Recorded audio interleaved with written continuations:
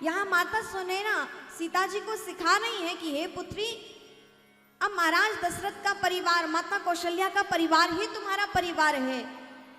सदैव ऐसा कार्य करना जिससे हमारा मान बढ़ा रहे। माता सीता जी हाँ करते करते अपनी माँ की बात श्रवण कर रही हैं और जीवन में धारण कर रही हैं।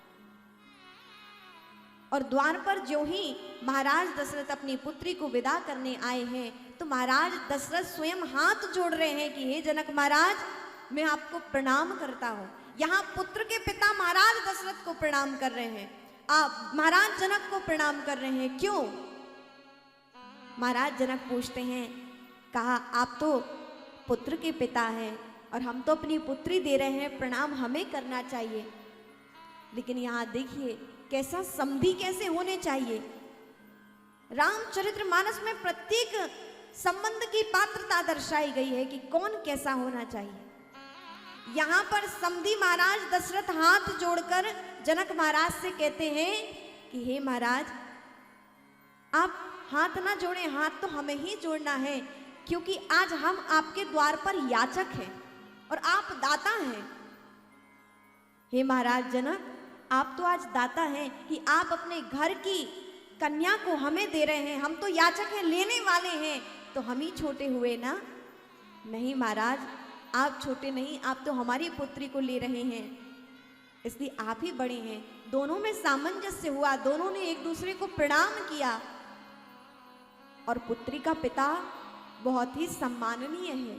ऐसा नहीं कि सदैव पुत्री के पिता को ही झुकना है, नहीं, पुत्री का पिता तो परम सम्माननीय है। क्यों है? क्योंकि वह अपनी पुत्री को देता है। वह पुत्री जितने लालन पालन से पाली गई है, जितने प्रेम से पाली गई है, जितना उसका ख्याल रखा गया है, अपने हृदय का टुकड़ा है वह। और एक पिता, माता पिता अनजान व्यक्तियों को, जिनसे कुछ ही समय वार्ता हुई है, बस विवाह की चर्चा हुई है, बस इतना ही हम जिन्हें जानते हैं, कुछ ही समय से हमारी उन सगे संबंधियों से जो सगे संबंधी होने जा रहे हैं, कुछ ही समय पूर्व हमारी उनसे भेंट होती है और हम अपने हृदय के टुकड़े को माता पिता कहते हैं कि हम एक पराये परिवार में समर्पित करते हैं, जिनको जानते भी नहीं माता पिता पूर्व से, और अपनी कन्या को उन्हें समर्पित करते हैं, जिन्हें भली भांति भी नहीं जानते हैं। तो उस पिता का हृदय कितना बड़ा होता होगा। और वह पुत्री उनके घर के वंश का विस्तार करती है, उनके कुल का विस्तार करती है, लक्ष्मी बनकर जाती है, अन्नपूर्णा बनकर जाती है, भगवती बनकर जाती है। इसीलिए जब पुत्री आती है पुत्र वधू बनकर, तो वह लक्ष्मी के स्वरूप मानी गई है। इसलिए सदैव पुत्री के रूप में हो तो स्त्री का सम्मान करना चाहिए, पत्नी के रूप में हो तो भी सम्मान करना चाहिए, मां के रूप में स्त्री सदैव सम्मान्य के योग्य है।